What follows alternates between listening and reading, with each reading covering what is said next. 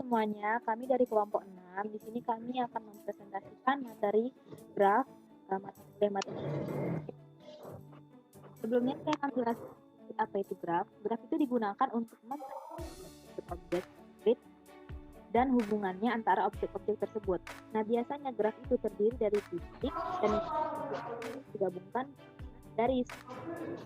Di graf itu sendiri ada yang namanya titik dan simpul. Nah, untuk lebih jelasnya akan dijelaskan oleh rekan kita, yaitu Bang Adi. Oke, di sini saya akan menjelaskan definisi graf. Graf G didefinisikan sebagai pasangan himpunan V, E, ditulis dengan notasi G sama dengan V, E. Di dalam hal ini V adalah himpunan tidak kosong dari simpul atau vertis atau not, dan adalah himpunan sisi atau edges atau arcs yang hubungan sepasang simpul.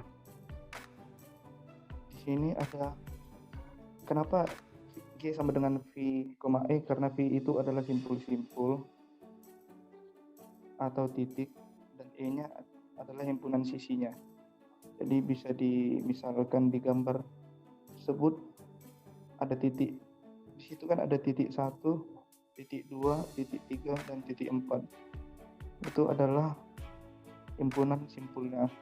Simpul-simpulnya itu bisa dimaksud dengan V-nya ya. Dan ada gambar G2-nya, bisa dilihat titik-titiknya juga. Terus himpunan sisinya seperti kalau di gambar G1 itu kan ada garis 1 sampai 3, itu himpunan sisinya. Kalau gambar G2-nya itu ada E2, E1 itu himpunan sisinya sampai E7. Dan selanjutnya bisa teman-teman lihat ya di gambar E3-nya juga. Dari E1 sampai E8 itu adalah himpunan sisinya. Di sini ada contohnya. Gambar 83 memperlihatkan 3 buah graf, yang graf 3 di atas tadi. G1 adalah graf dengan himpunan simpul V, dan himpunan sisi E adalah V sama dengan himpunan 1, 2, 3, 4. Nah, itu yang tadi titik-titiknya itu ya teman-teman. Dan himpunan E-nya atau himpunan sisinya adalah himpunan 1,2, 1,3, 2,3, dan 2,4 dan 3,4.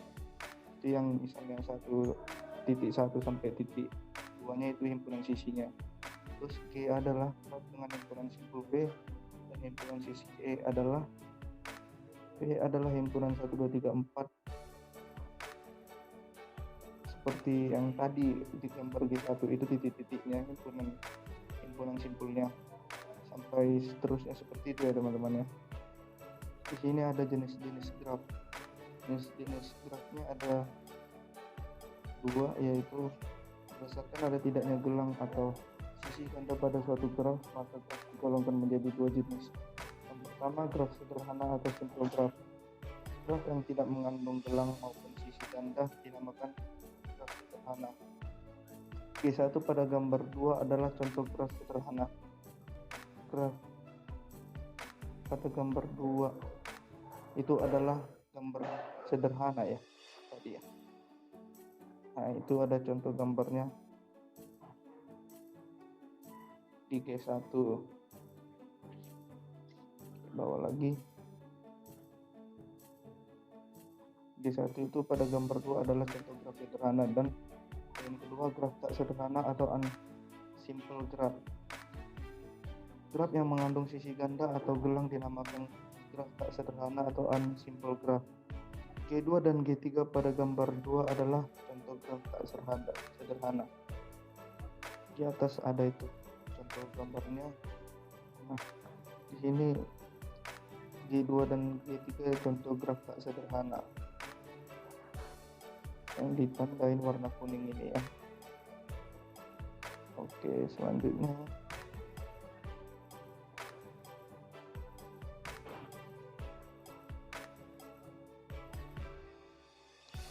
berdasarkan orientasi arah pada sisi, maka secara umum graf dibedakan atas 2 jenis.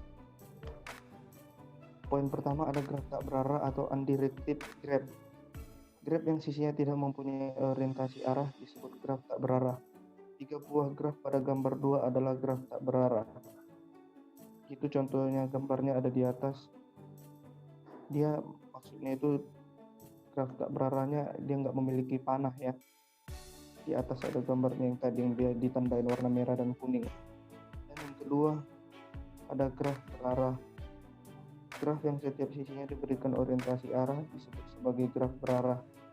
2 buah graf pada gambar 3 adalah graf berarah. Nah, di sini ada 2 contoh grafnya. Itu ada panahnya kan. Kalau gambar di atas itu nggak ada panahnya.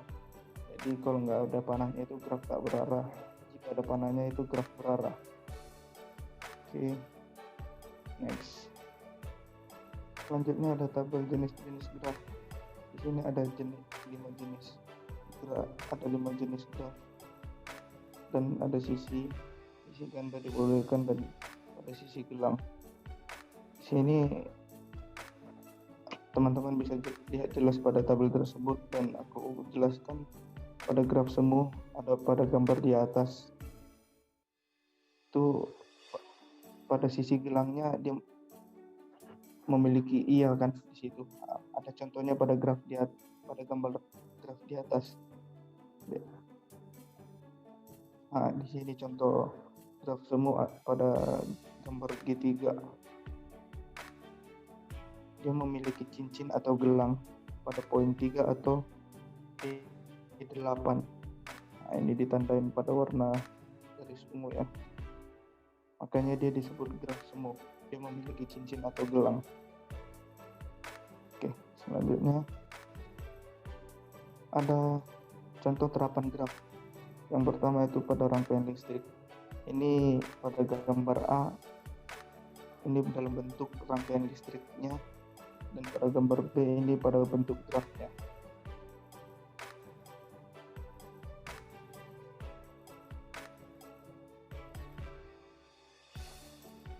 Di sini yang kedua ada isomer senyawa kimia karbon. Ini. Dan yang ketiga ada transaksi konkuren pada basis data terpusat. Sini transaksinya T0 menunggu transaksi T1 dan T2. Itu kayak mengirim. T0 menunggu transaksi, mengirim transaksi T1 dan T2. Seperti itu teman-teman, selanjutnya sampai seterusnya.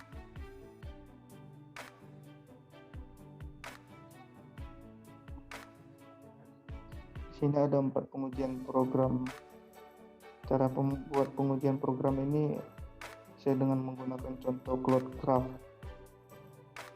Selanjutnya ada terminologi graf yang akan dijelaskan oleh teman saya Nazifah Syahran. Selanjutnya kita masuk ke terminologi graf. Nah, di sini ada beberapa contoh terminologi graf. Nah, yang pertama itu ada ketetanggaan. Ketetanggaan ini maksudnya dua buah simpul dikatakan bertetangga bila keduanya terhubung langsung.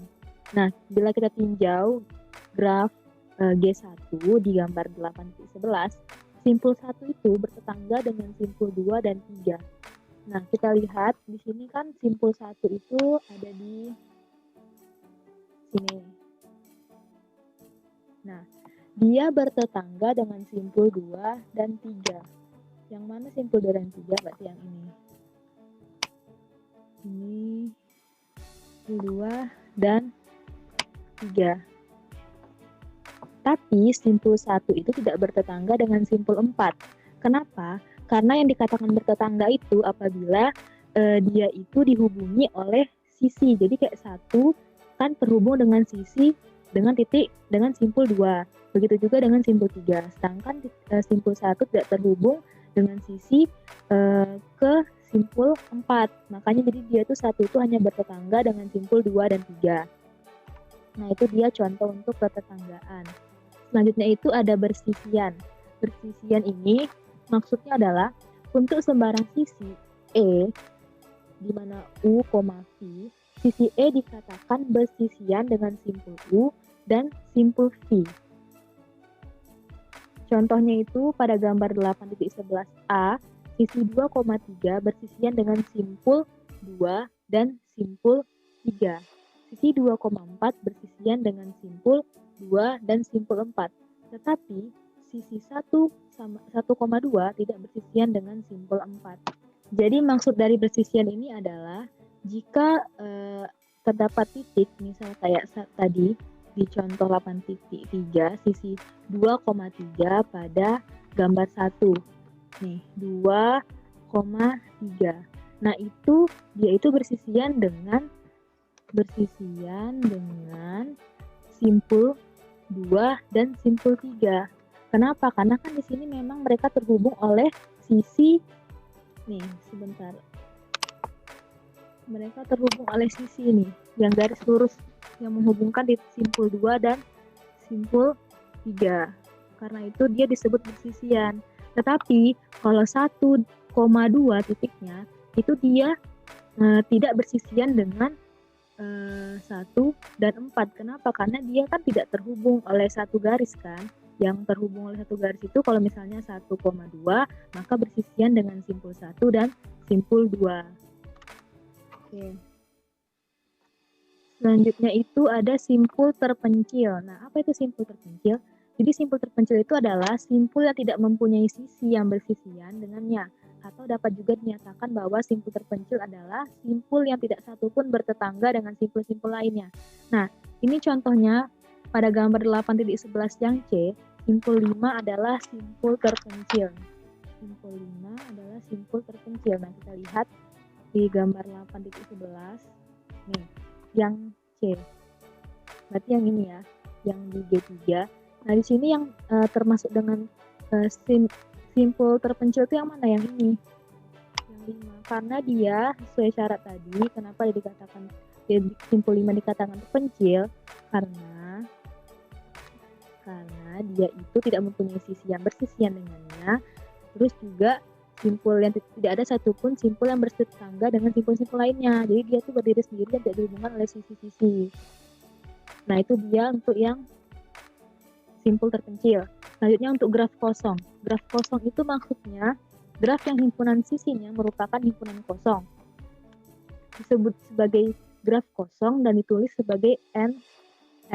Yang dalam hal ini n adalah jumlah simpul. Nah, contoh kita lihat pada gambar 8.12 ini, gambar di bawah adalah graf N5.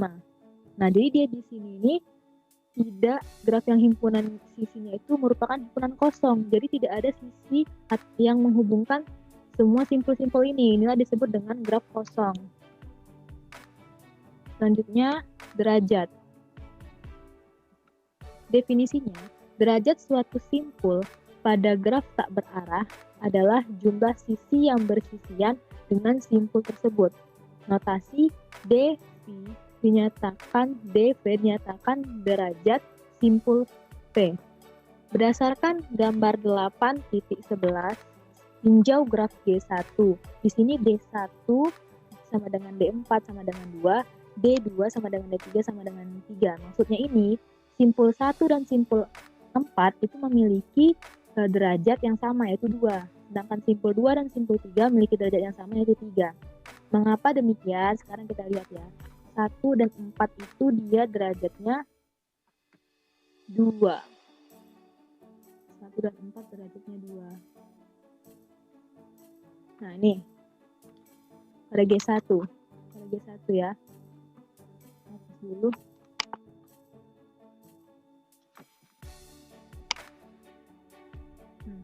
Pada G1 tadi dikatakan kalau misalnya D1 dan D4 itu memiliki derajat 2 karena dia dihubungkan oleh dua sisi. Nih, sisi yang ini dengan sisi yang ini untuk yang simpul 1. Sedangkan simpul 4 sisi yang ini dengan sisi yang ini. Jadi kan bisa dikatakan bahwa D1 sama dengan D4 itu memiliki derajat yang sama, yaitu 2. Sedangkan untuk 3 dan simpul 2 dan simpul 3 itu memiliki derajat 3. Kenapa? Karena sisi yang menghubungkan mereka itu ada 3. Nih, yang ini, sama ini. begitu juga yang 2. Nah, jadi untuk derajat pada graf itu kita bisa lihat dari sisi mana, sisi berapa yang ada berapa sisi yang terhubung oleh titik tersebut. Selanjutnya itu nah itu dia tadi contohnya. Terus untuk yang berikutnya G3 dan G2 teman-teman bisa cari sendiri ya. Terus di sini, nah itu kan tadi untuk graf yang tak berarah. Sedangkan kalau untuk yang berarah, dia itu ada yang disebut dengan D in dan D out. D in itu adalah derajat masuk, sedangkan D out itu adalah derajat keluar. Nah, kita dari mana kita bisa tahu dia yang mana derajat keluar sama derajat masuk? Itu kita bisa dari panahnya. Kalau misalnya panahnya itu menuju titik, berarti itu termasuk D in. Tapi kalau panahnya itu menuju keluar dari titik, itu berarti D out. Contohnya seperti gambar di bawah ini ya. Kita langsung masuk ke contoh aja. Contoh 8.7. Tinjau graf berarah berikut ini berdasarkan gambar di atas. Nah, kita cari D in sama D out-nya. Nih, ke atas ya. Nah, di sini untuk yang A dulu. Titik A di sini. A di sini. Untuk yang in, panah masuknya itu ada 1, 2, 3. Berarti dia ada 3 panah yang masuk. Mana tadi dia? Nah, ini D in-nya itu panah masuknya ada 3. D in-nya begitu juga dengan D out, kita cari saja mana panahnya yang keluar. Setelah sudah dapat semua yang A, B, dan C-nya. Oke, ini teman-teman sebelumnya maaf ya, ini ada kesalahan. Ini harusnya di sini B di sini, C, sini C, sini D, sini D. Nanti teman-teman sesuaikan aja sama gambar di atas. Maaf atas kesalahan teknis dari kami. Terus selanjutnya setelah itu kita jumlahkan. Jadi setelah tadi didapat D in D out-nya dari masing-masing simpul, selanjutnya kita masukkan ke rumus, yaitu sigma D in V sama dengan sigma D out V sama dengan mutlak E. Nah, dari contoh tadi di atas itu kita bisa masukkan, jumlahkan semua D in dan jumlahkan semua D out. Nah, hasilnya kan sama kan, D in dan D out itu memiliki hasil yang sama, yaitu sama-sama 8 di sini.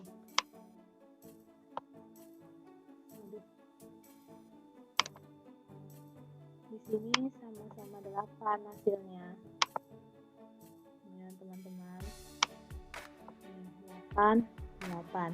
Jadi bisa disimpulkan ya, berdasarkan lemma Jabar tangan.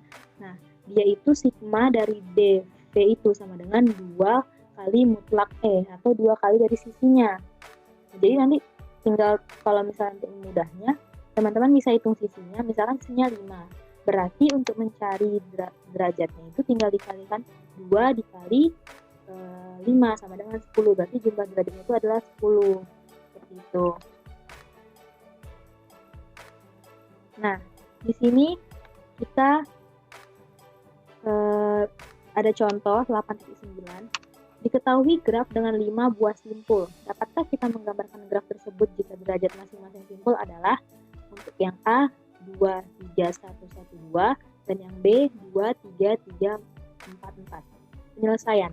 Yang A itu tidak dapat. Kenapa dia tidak dapat tidak dapat kita bentuk sebagai graf? Karena jumlah derajat semua simpulnya itu ganjil. Nah, untuk yang tadi teman-teman, untuk yang masalah derajat, karena dia itu 2 dikali sisi, otomatis hasilnya pasti akan genap. Jadi kalau misalnya derajatnya saja udah ganjil, berarti itu kan tidak mungkin dibuat graf, karena aturannya itu 2 dikali berapapun hasilnya pasti genap. Sedangkan di sini ganjil. Jadi tidak dapat dibuat graf. Untuk yang B dapat, kenapa? Karena ketika dijumlahkan setiap simpulnya 2 tambah 3 tambah 3 tambah 4 tambah 4 sama dengan 16. Jadi sehingga dia ini bisa dibentuk menjadi graf karena dia itu menghasilkan bilangan genap yaitu 16. Nah, untuk grafnya contohnya seperti ini. Kelintasan. Nah, lintasan. Definisi lintasan sendiri yaitu yang panjangnya n dari simpul awal V0 ke simpul tujuan Vn dalam graf G ialah barisan berselang-seling simpul-simpul dan sisi yang berbentuk E1, V1, E2, V2, terus dan seterusnya sedemikian sehingga E1 itu sama dengan V0, V1, E2 sama dengan V1, V2, En sama dengan Vn kurang 1, Vn adalah sisi-sisi dari graf G. Nah, contohnya itu kita bisa lihat di gambar 8.11 tadi, lintasan 1, 2, 4, 3 adalah lintasan sederhana juga lintasan terbuka. Nah, sedangkan lintasan 1, 2, 4, 3 adalah juga lintasan sederhana juga lintasan tertutup. 3 ini pada satunya ya. Terus lintasan 1, 2, 4, 3, 2 adalah lintasan sederhana, bukan lintasan sederhana, tetapi lintasan terbuka. Maksudnya itu, yang dikatakan dengan lintasan tertutup itu adalah lintasan yang dimulai dari titik. Misalnya simpul 1, maka akan berakhir juga di simpul 1. Contohnya seperti yang ini. Nah, berawal dari 1 dan dia itu lintasannya berakhir juga di 1. Nah, ini disebut dengan lintasan tertutup. Sedangkan lintasan terbuka, dia dimulai dari simpul 1, tapi dia tidak berakhir di simpul 1. Misalnya kayak gini, berakhir di simpul 3. Otomatis dia itu termasuk lintasan terbuka. Terus untuk panjang lintasan adalah jumlah sisi dalam lintasan tersebut. Lintasan 1, 2, 4, 3. Nah, jadi dia itu panjang lintasan itu merupakan jumlah sisinya itu ada berapa dalam lintasan tersebut. Nah, itulah hasilnya. Berikutnya siklus atau sirkuit. Nah, artinya itu lintasan yang berawal dan berakhir pada simpul yang sama disebut sirkuit atau siklus. Pada gambar 8.11, 1, 2, 3, 1 adalah bentuk sebuah sirkuit. Panjang sirkuit adalah jumlah sisi di dalam sirkuit tersebut. Nah, jadi yang disebut dengan lintasan tertutup itu tadi disebut juga dengan sirkuit, teman-teman. Jadi dia itu dimulai dari titik berapa hingga berakhir di titik itu lagi. Nah, itu disebut dengan lintasan tertutup atau sirkuit. Lalu kita masuk ke yang terhubung. Terhubung itu maksudnya, untuk yang terhubung ini simpelnya dia itu semua titiknya itu terhubung. Nih ya, G disebut graf terhubung jika untuk setiap pada simpul V, I, dan Vj adalah himpunan V, tetapi terdapat lintasan dari V1 ke Vj. Jika tidak, maka G disebut graf tak terhubung. Contoh graf tak terhubung. Contoh graf tak terhubung itu seperti gambar di bawah ini, teman-teman. Dia tidak terhubungkan seperti titik 4 ke 5, dia nggak terhubung gitu. Selanjutnya kita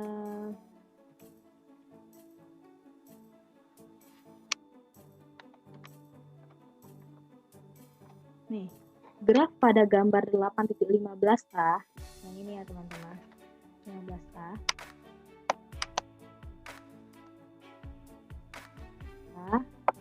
adalah graf terhubung kuat karena untuk sembarang sepasang simpul dalam graf terdapat lintasan. Sedangkan graf pada gambar 8.15b adalah graf terhubung lemah karena tidak semua pasangan simpul mempunyai lintasan dari dua arah. Maksudnya seperti ini. Contoh ya, kita lihat panahnya 1 ke 3. Dia melewati lintasan kedua dulu, baru ke 3. Terus kalau dari 3 ke 1, dia juga punya lintasan. Di sini panah yang keempatnya ada, panah yang kelimanya ada, panah untuk yang 5 ke 1-nya juga ada. Jadi disebut dengan graf terhubung kuat. Sedangkan untuk yang B kita lihat di sini. B, kita misalkan kayak tadi 1 ke 3. Dia 1 ke 3-nya. 1 ke 2-nya tidak ada panahnya. Yang ada panah 2 ke 1. Terus dari 2 ke 3 memang ada. Tapi kan berarti dimulainya dari 2 dan 3, tidak bisa dari 1 ke 3. Sedangkan dari 3 ke 1 itu mempunyai jalur atau lintasan. Jadi dia itu bukan termasuk graf terhubung kuat, tapi dia graf terhubung lemah. Selanjutnya ada upagraf, subgraf, dan komplemen upagraf. Nah, yang dikatakan upagraf atau subgraf itu adalah jika ada sebuah graf, nah kita grafnya itu kita potong. Nih, contohnya seperti ini ya, di sini, di contoh gambar A ini graf G1. Nih dia kan grafnya. Setelah itu kita bagi dua lah, kita potong dulu. Nah, sebuah upagraf. Nah, di sini.